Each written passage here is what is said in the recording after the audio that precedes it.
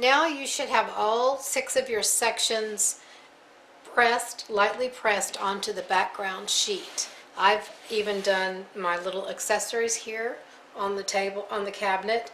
I left off the mason jar because I just didn't want to do it. And once you finish everything, and you can see all of it here.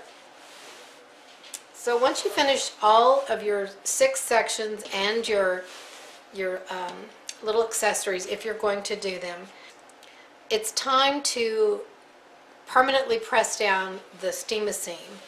And I just started at the top. I just spray water on it and put the applique pressing sheet on top, and then you have to hold your iron, your hot iron, for 12 to 15 seconds.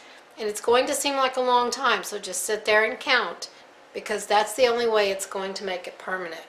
Once you're finished with the pressing, you can take your Pigma pen, your black Pigma pen, and your silver Deco Color pen, and start filling in all the lines. So here we have the thread coming across, and down here through the thread guides, and a little bit of tail through here.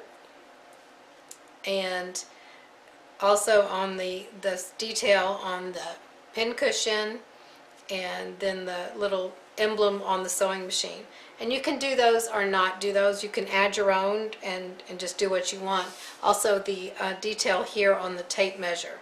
I think that's kind of cute. So then once you finish that, you're done.